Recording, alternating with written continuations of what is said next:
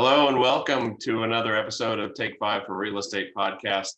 I'm your host, Owen Ron, and have a little bit of technical difficulties with my camera, so it might be a little herky-jerky, so I appreciate your bearing with us.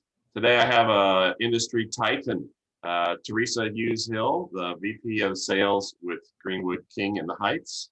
Theresa, how are you doing today? Doing okay. Thank you for having me. Good. Good. Well, let's jump in. Or tell us about your career in real estate. How did you get into real estate? What different roles have you had, and what are you doing now?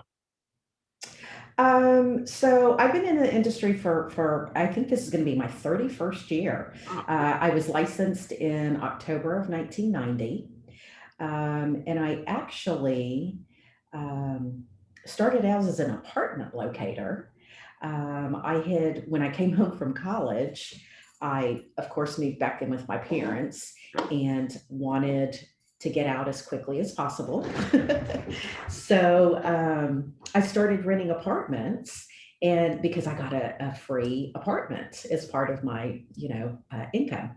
So just kind of made my way up into a manager, and then I was a community manager of 3 or 4 complexes. And my boss said, you know what, you need to get your real estate license. And I did, and kind of the rest is history.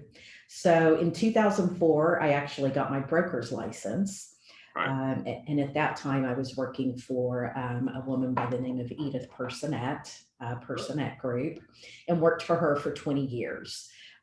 She focused on new construction, specifically high rises and mid rises. Then we did townhome communities, and we did some vacation type homes. So that was a good long ride.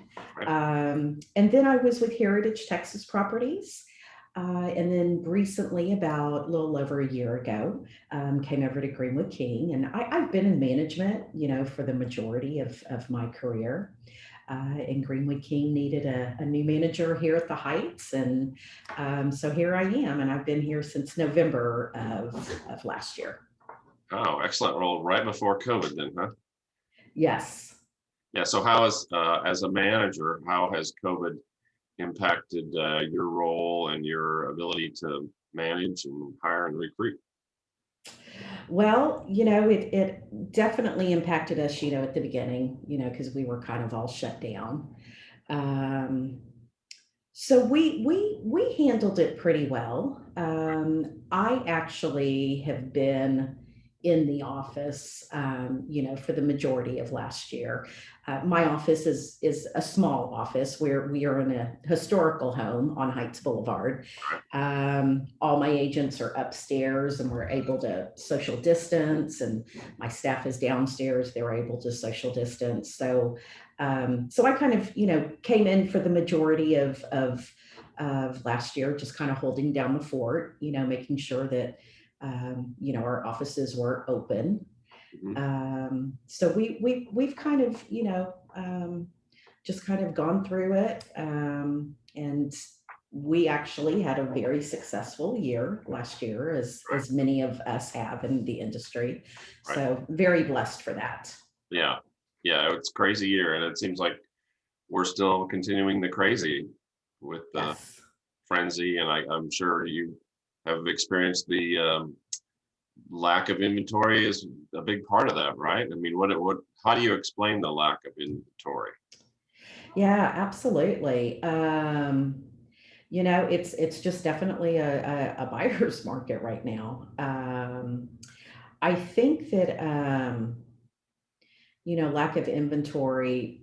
Of course, at the beginning of the pandemic, I think they just didn't know what to do. Were they going to have to, move because of, financial reasons, job relocation, job loss? There were just so many factors. And I think that people were scared, at the beginning, what do I do? But I think with the low interest rates, that's why we have all the buyers. I mean, it's almost. I mean, there's just so many instances where it just makes more sense to buy rather than rent. Right. So I think buyers are just trying to jump at the opportunities, and we just have more buyers than we do houses to sell. Yeah. So you know, I guess that's a good thing in some respects. Certainly a absolutely. good thing for sellers that are interested in selling. So as a manager, so um, let's go into what makes a good realtor. So if you're going to be talking to somebody that's interested in being a realtor, um, what advice would you give them? You definitely need to be approachable. Um, Good communication skills are a must. Right. You have to be responsive and readily available. We live in a world of now. People want things now, Right. and if you miss that call or you don't do that call back, it could cost you. Um, I think you need to have strong local market knowledge. Just know your area. Right.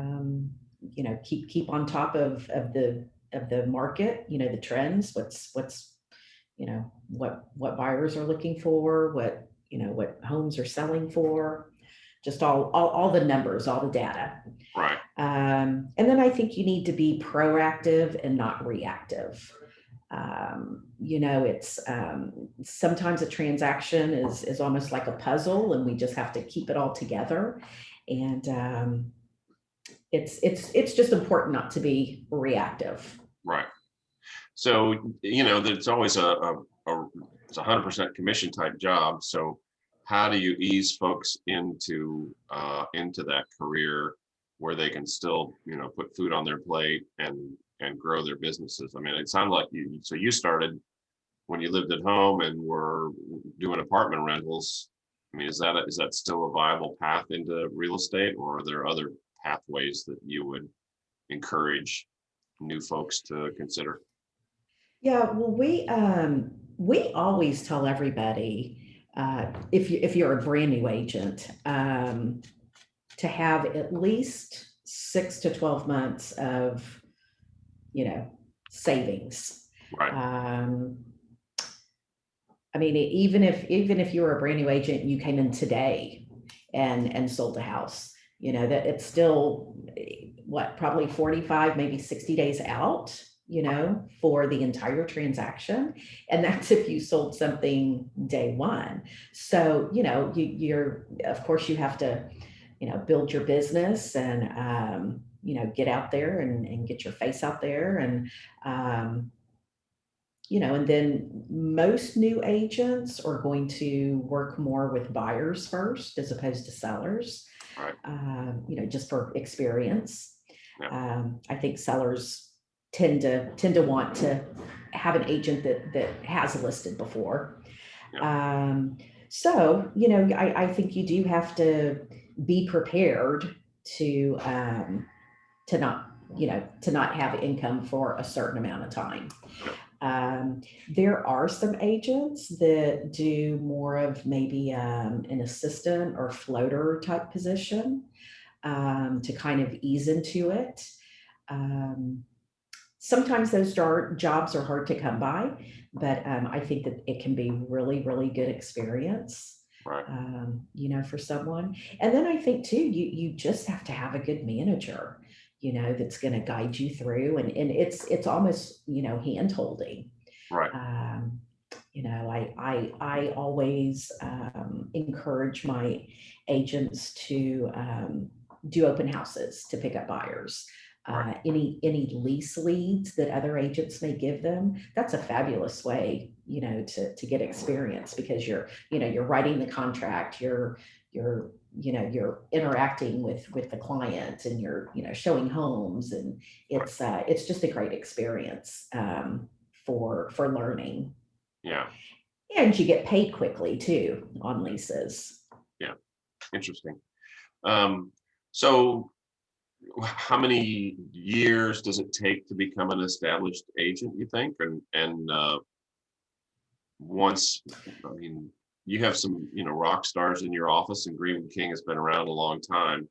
those agents that are halfway up the ladder and above? I mean, what is their careers like, and how do they get their business, and what's their income run? I guess, you know, Well, I think like anything, it's, what you put into it. Um, we personally, as a company, we do not do part-time agents because we do want this to be your career. right, We want you to focus, 100% on it. Um, but of course, there's going to be that journey, right, that you get to. Um, it's kind of hard because it differs with everybody, but I would say, 3 to 5 years, is usually, when you really get going, and maybe you can start, getting referrals, because that's kind of the goal, is for you to have a referral business. right, Um, and because that's kind of what's going to keep you going. right. But your first couple of years, you're gonna work your tail off. Yeah, You're gonna be, um, networking a lot, a whole lot, trying to pick up business, getting your name out there, getting your face out there. And it may be even a little bit more difficult right now during COVID, because we're not able to network like we're so used to. right. Um, but yeah, but I think you do need to give yourself, at least a couple, 2, 3 years. But there are many, many, many agents that don't just follow through, and it's very common in our industry for people to get out within 12 to 24 months, Right. and that they just can't do it. Yeah, it's tough. And you as a manager, I'm not sure. I'm I'm envisioning you taking calls late at night from teary-eyed agents that something didn't go right. I mean, I can. Absolutely. Yeah, I'm pretty much 24/7. I mean, I've been known to be on a phone call at 7 a.m. and at 11 p.m. Yeah, But I mean, it's just being there for support. Sometimes it's a contract question. Sometimes it's talking them off the ledge. Sometimes it's, what do I do? I'm about to, I just want to, walk away. And, yeah, so it's just mainly support. yeah, yeah. Um, So so you're also tasked with recruiting, right? Correct. Yeah. So what makes a good or what's a profile of a person that you're looking for today? Are you looking for experienced folks or new folks or different areas of town? Yeah. We try to have a good balance of experienced agents and new agents. Um, and I'm looking for someone, really, a large part of you growing into a good agent is going to be what we call your SOI, which is your sphere of influence. Uh-huh. And basically, it's your database, it's who you know.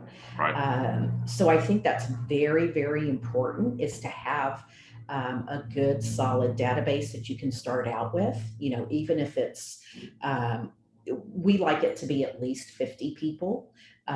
For a new agent, probably not more than 200 people, but a database that you're going to work.